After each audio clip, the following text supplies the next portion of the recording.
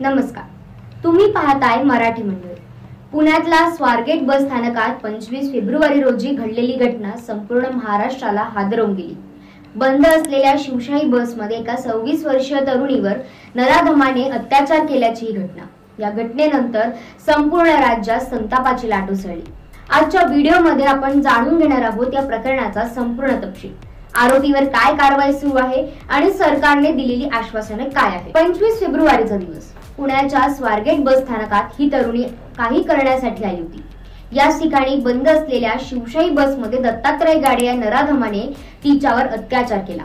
बसमधील सुरक्षतेचा प्रश्न तर होताच, पण एवढ्या मोठ्या सार्वजनिक ठिकाणी ही घटना घडणं म्हणजे व्यवस्थेच्या ढासळलेल्या सुरक्षतेचं मोठं उदाहरण समोर आलं। घटनेनंतर अवघ्या काही तासात पोलिसांनी आरोपी दत्तात्रय गाडेला ताब्यात घेतलं, त्याला न्यायालयात हजर केलं आणि न्यायालयाने त्याला 12 मार्च पर्यंत पोलीस कोठडी सुनावली। गाडेच्या पोलीस कोठडीतील कालावधी आता संपला असून त्याला येरवडा कारागृहात हलवण्यात आलंय। या घटनेची दखल थेट राज्य सरकारने घेतली।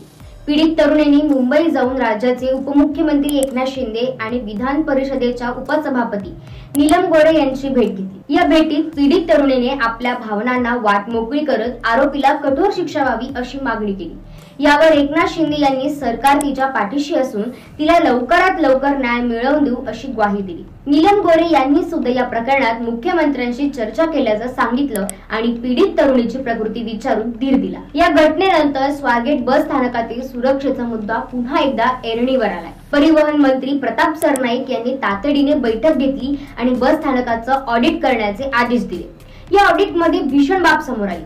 स्वारगेट बस स्थानकावर पुरेशी सुरक्षा व्यवस्था नाही, सीसीटीव्ही कव्हरेज अपुरी आहे, महिला प्रवाशांसाठी सोयी नाही आणि अनेक ठिकाणी सुरक्षेचं 3-13 वाजलेले आहेत। दरम्यान पोलिसांनी या प्रकरणी सखोल चौकशी केली। सीसीटीव्ही फुटेज तपासले गेले, ससून रुग्णालयाच्या वैद्यकीय अहवाल आणि बसची न्यायवैद्यक तपासणी पूर्ण झाली। मात्र या प्रकरणात अत्यंत महत्त्वाचा असलेल्या डीएनए चाचणी अहवाल पोलिसांना अद्याप मिळालेला नाहीये। गुन्हे शाखेचे अतिरिक्त आयुक्त शैलेश बलकवडे यांनी सांगितलंय की डीएनए अहवाल मिळताच आठवड्याभरात आरोपपत्र दाखल होईल। पोलिसांनी 15 दिवसात आरोपपत्र दाखल करण्याचं उद्दिष्ट ठेवलं होतं, पण डीएनए अहवाल विलंबामुळे ही प्रक्रिया लागते। आता या संपूर्ण प्रकरणात आणखी एक महत्त्वाची बाब म्हणजे आरोपीचा मोबाईल अद्याप पोलिसांच्या हाती लागलेला नाहीये। आरोपी दत्तात्रय गाडे हा फक्त स्वारगेट बस स्थानकावरच नव्हे तर शिरूर आणि अहिल्यानगर भागात वावरत होता हे निष्पन्न झाले। पोलिसांना शंका आहे की आरोपी मुद्दामूनच दिशाभूल करत आहे। मोबाईल बाबत खोटी माहिती दिली जात असल्याचं पोलिसांचं म्हणणं आहे। मोबाईल हातात आला तर कदाचित आरोपीच्या अनेक गोष्टींचा उलगडा होऊ शकतो, म्हणूनच पोलिसांचे सध्या या मोबाईलवर लक्ष केंद्रित आहे। या घटनेमुळे संपूर्ण राज्य ढवळून निघाले। महिलांच्या सुरक्षेचा मुद्दा पुन्हा एकदा चर्चेत आलाय। उपमुख्यमंत्री एकनाथ शिंदे आणि उपसभापती नीलम गोरे यांनी दिलेली ग्वाही म्हणजे सरकार या प्रकरणात गंभीर आहे असं स्पष्ट होतं।